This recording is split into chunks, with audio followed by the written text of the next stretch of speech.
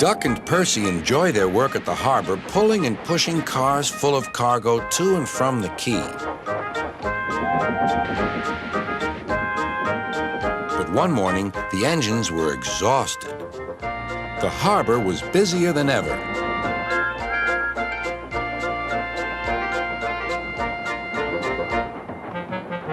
Sir Topham Hatt promised that another engine would be found to help them. "Huh, it's about time," said Percy. "I ache so much I can hardly get my wheels to move," agreed Duck. They waited for the engine to arrive. It came as a shock when he did. "Good morning," squirmed Diesel in his oily voice. The two engines had not worked with Diesel for a long time.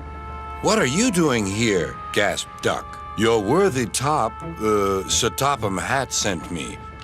I hope you are pleased to see me again. I am to shunt some dreadfully tiresome cars." "Shunt where?"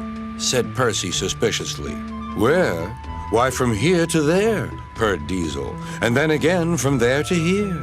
Easy, isn't it?" With that, Diesel, as if to make himself quite clear, bumped some cars hard. "Oh!" screamed the cars. "Grrr!" growled Diesel.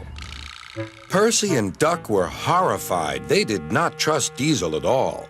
They refused to work and would not leave their shed. Sir Topham Hatt was enjoying his tea and iced bun when the telephone rang. "So there's trouble in the harbor yard? I'll be there right away." Diesel was working loudly and alone. Cargo lay on the quay. Ships and passengers were delayed. Everyone was complaining about Sir Topham Hatt's railway. Percy and Duck were sulking in their shed.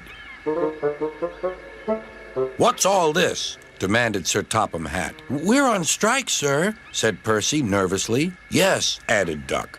"Beg pardon, sir, but we won't work with Diesel, sir." "You said you sent him packing, sir." "I have to give Diesel a second chance," replied Sir Topham Hatt. "I'm trying to help you by bringing Diesel here. Now you must help me. He was the only engine available." Percy and Duck went sadly back to work. Next morning, things were no better. Diesel's driver had not put his brakes on properly, and Diesel started to move. He went bump straight into Percy. "Wake up there, Percy," scowled Diesel. "You have work to do." He didn't even say he was sorry to Percy. Later, Diesel bumped the cars so hard that the loads went everywhere. "What will Sir Topham Hatt say?" gasped Percy. "He won't like it," said Duck. "So who's going to tell him, I wonder? Two goody-goody tattletales like you, I suppose?"